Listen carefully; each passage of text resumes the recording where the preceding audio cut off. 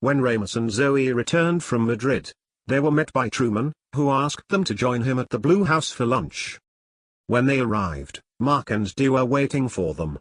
They had prepared lunch for the group: toasted cheese sandwiches and tomato soup. Truman said, "Have a seat guys, and I will finish the story I started last week. Mark tells me, Ram, he filled you in on what happened, and what St. Paul did to you." "Yes, he told me. Is there more?" "Yes, I didn't tell Mark everything, because I wanted to tell you firsthand. St. Paul put you back out on the street as a research project. They were testing a new neurostimulation process. Their new process allowed them to manipulate your memories. The hypothesis was they could erase your memories and give you new ones. The US government was especially interested in this research because they could capture foreign leaders, or even spies, and make them believe they were working for the US, undercover. Can you imagine the advantage it could give the United States if they knew everything a foreign country was planning? Pollen was heading the project from Canada. Ramous said, "Based on what Mark told me, that was obvious. Honestly, I could see the US government doing that, and I'd be okay with it, but not on American citizens, not on me." "I understand your anger, Ram. I'm sorry." No one said anything for a couple minutes. "Ram, as I told Mark, Pollen's son was in a head-on auto accident with you on I-5 just north of Olympia, Washington, and it killed the both of you. You know, when Mark activated me, if I can call it that, all I saw was a pair of headlights coming at me. Then I came to in that Lebanese jail." Mark answered, "Right after I said that phrase, you had this blank look on your face for just a moment. 2 seconds later all the guards were on the floor and you were out the door. I'm sorry too, Ram." "Thanks, me too." Truman continued, "You know, Pollen told St. Paul to retrieve his son before they processed him at the morgue. He wanted to save his son, not you, by making him the first fifth general. Someone working for St. Paul messed up by putting you into that body rather than his son. When Pollen found out, he wanted you dead, but the CIA stepped in and told Pollen to turn you into a sixth general. It was the CIA that had you turned into as sixth, not Pollen. I don't know if that's good or bad, because it was the difference between living as a sixth gen or death. I guess that's for you to decide." "Well, I will always choose life, but either way, I wasn't given a decision. So, it is what it is." "Right. I think I can say we're all grateful you're alive." Mark said, "Remember the conversation we had at the second hangar, about you feeling a bit useless?" "Yes, I do. What a strange turn of events, eh?" "Indeed." Truman continued, "The CIA's only purpose was to test the new method of neurostimulation, by first giving you the skills intended for the future sixth gens. According to the files, they put you through the most rigorous training. You were out of it the whole time, but you were learning skills. Apparently, you showed those skills in Lebanon." Ramous answered, "You know, that was very easy to take that whole base out. It was like I could move 10 times faster than anyone else. I could tell every move anyone in that compound planned to make. My head still spins when I think of it." Again, according to the files, that's what the subliminal training was all about.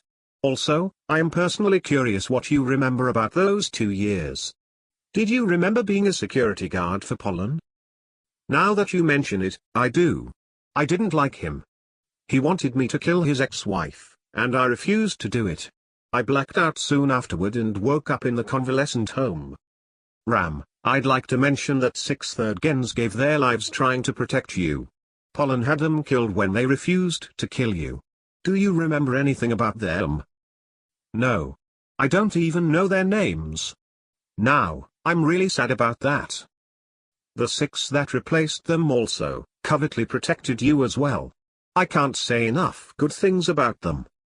Zoe said, "Matthew is such a good example of kindness.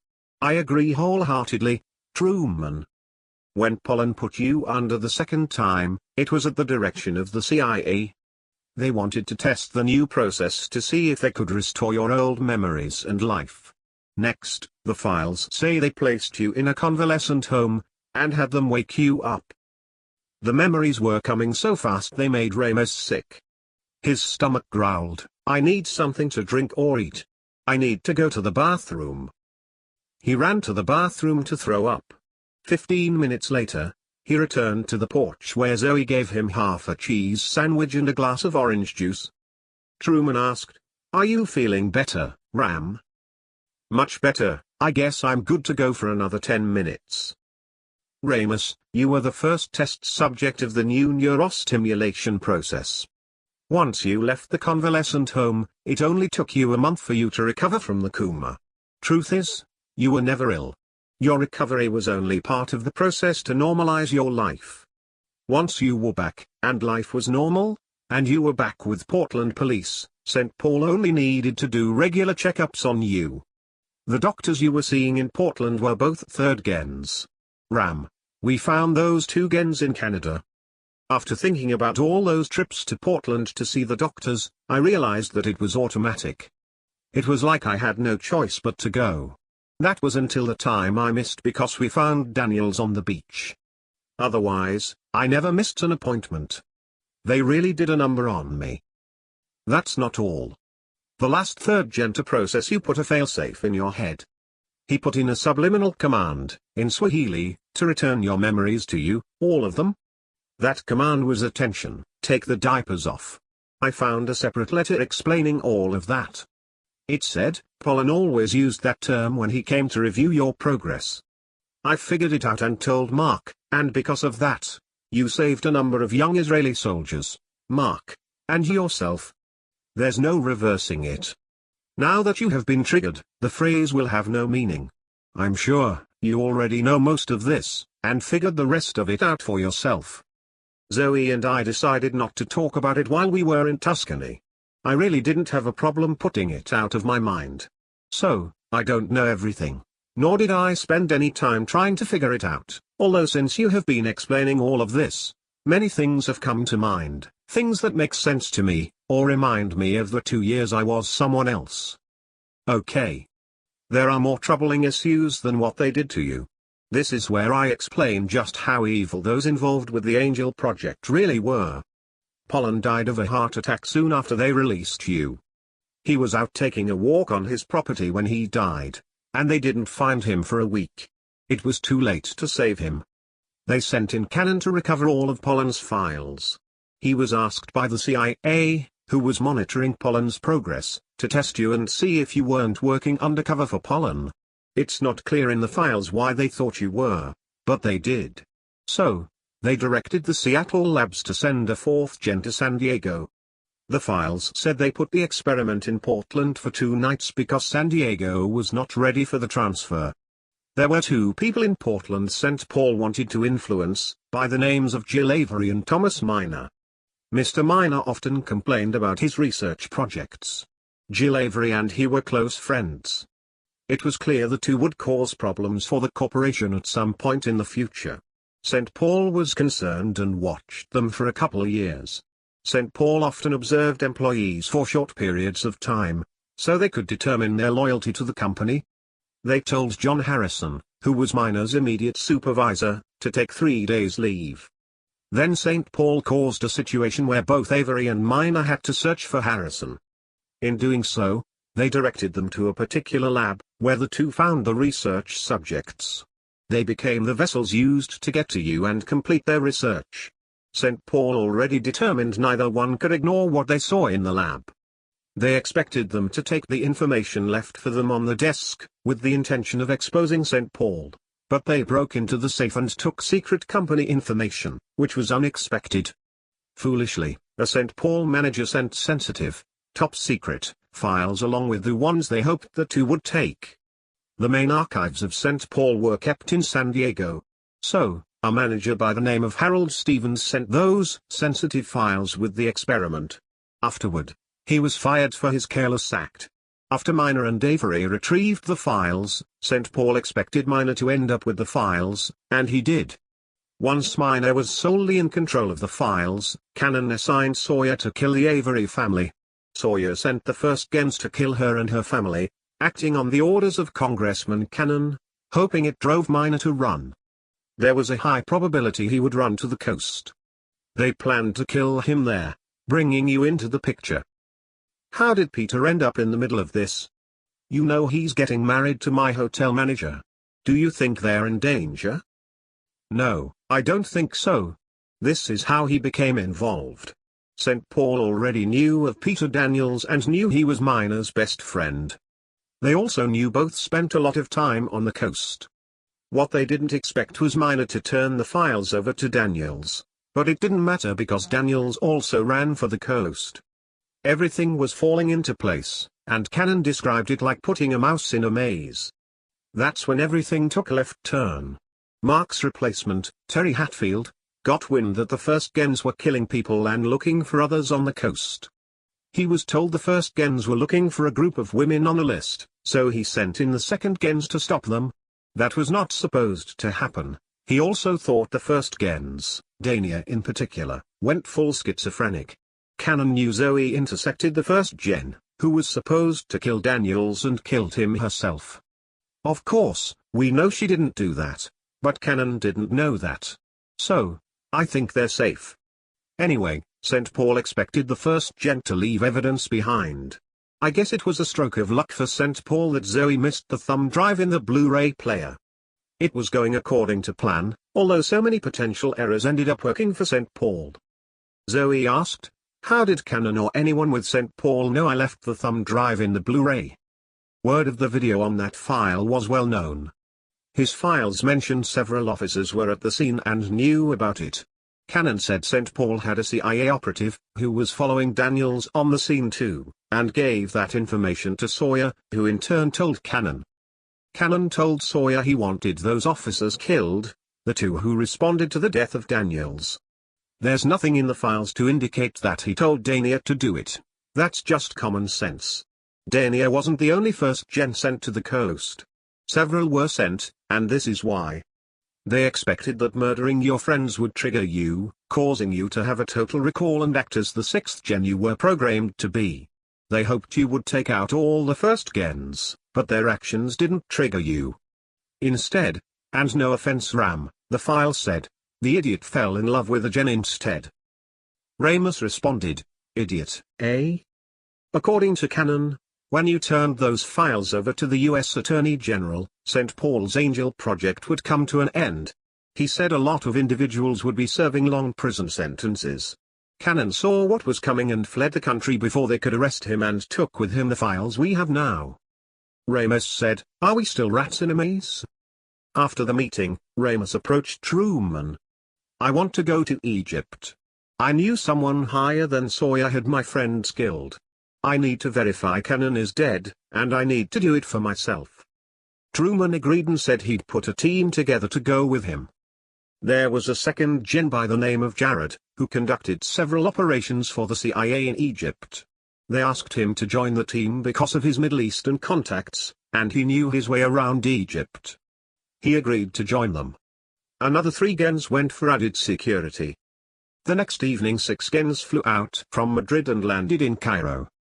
Jared found a contact who offered to give them a place to sleep for the night. He asked his contact to check if they could find anything out about the congressman. If the jihadists killed him, they would brag about doing so.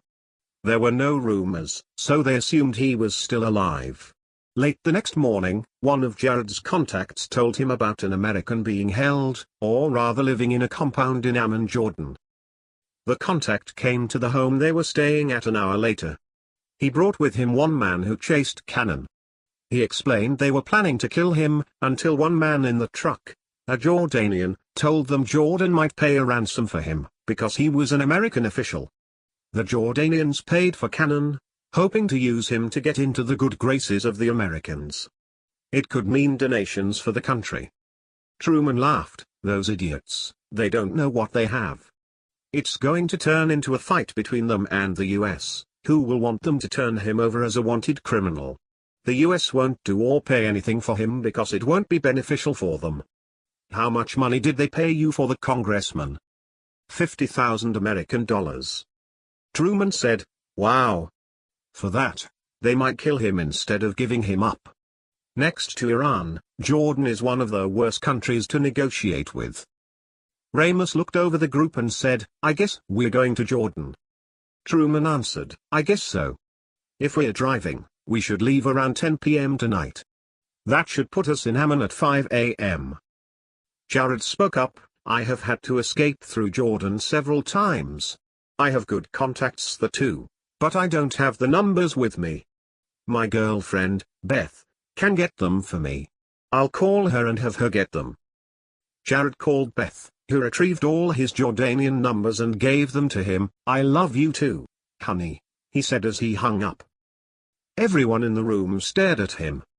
He responded, Is there a problem, guys? Truman answered, Not at all, honey. Jared proved to be an important asset to the mission. He contacted a friend of his in Amman, who knew where they were keeping the congressman. He told Jared the guy was a pain in the butt, and everyone wished they would just turn him over to the US, but the government wasn't going to, until the US paid them a large sum of money. No one in Washington wanted him that badly. The friend asked Jared for his cell number and said he needed to call him back. 20 minutes after he hung up, the friend called back. The man on the phone said, My good friend, Jared. That was suspicious. He continued, I have a deal for you. If you will pay $100,000, you can fly into Amman, and we will deliver the American creep to you. Do you want to do that? Can you do that? One moment, Rashid, let me ask my friends. The team agreed to pay the ransom, and it was easier to fly in rather than drive in. Jared answered, Yes, we will pay the money and meet you at the airport. Let me warn you, I'm with some nasty guys who wouldn't be happy if they're double-crossed. I heard about your cousin, Farouk, who tried to double-cross my friends, the Israelis. Do you know where he's now? Let me tell you. He's in a place where you would have to stop and search for pieces of him to pray for him rather than shake his hand. Understand, friend? I would never double-cross you, Jared. You know how many times I have helped you out. We will arrive in a blue and white Gulfstream 3. We want to land at 4 a.m. tomorrow morning. Can you have him there? Yes, we'll be there. I'll see you then, and don't forget 100,000 American dollars, he said and hung up. The team, after withdrawing the money from the Cairo bank, spent the rest of the day sightseeing. Ramous had never been to Egypt, and Jared wanted to show him around. It will only take an hour from takeoff to landing at Amman. They got to the plane at 2 a.m., did the pre-flight and reported the flight plan. They set the plane down in Amman at 3:45 a.m., where they found Rashid and 6 other Jordanians standing on the tarmac. Jared laughed. That fat guy standing with them is the manager for the airport. His name is O'Day, and he has helped me in the past. Truman handed Jared the money and told him to handle the transaction. When they met the group on the tarmac, they realized Cannon was not with them. Jared asked, Where's the congressman? Rashid answered, Where's the money? Jared set the briefcase on the ground and opened it to show the cash. O'Day, the airport manager, counted it. It's all here. Next, 3 men stepped out from behind several wooden crates. In the middle of them was Congressman Cannon. He was handcuffed and looking scared. Thank you, Rashid, Jared said as he handed them another briefcase. It contained another $100,000. And then he said, When you're a friend of mine, I'll take care of you. They thanked the team profusely as they got back into the plane. Just as they closed the hatch, blue flashing lights came out from everywhere. Jared yelled, Get out of here. Truman didn't even radio the tower. He put the throttle to fast takeoff. Ramous sat across from Cannon. You're going to pay for the death of my friends. Then he said, Mr. Mark Cannon, you're under arrest for the murder of Jill Avery, Harold Avery, their daughter Sarah, and Tammy Avery, Thomas Minor, Cindy Halstead, my friend Paul Hawke and my friend John Wilson. You have the right to remain silent. Anything you say can and will be used against you in a court of law. Do you understand your rights, Congressman? Cannon said nothing. He only stared at him. When they got back to Madrid, they put Cannon in a metal cage they found in the new hangar. They hadn't decided what to do with him yet. That night Ramous and Zoe took an Airbus and Congressman Cannon. Mark tried to contact them on the radio, but they never answered. Ramous left a note behind that said, "I did what I came to do, until we meet again, my friends." The next evening, they landed at PDX.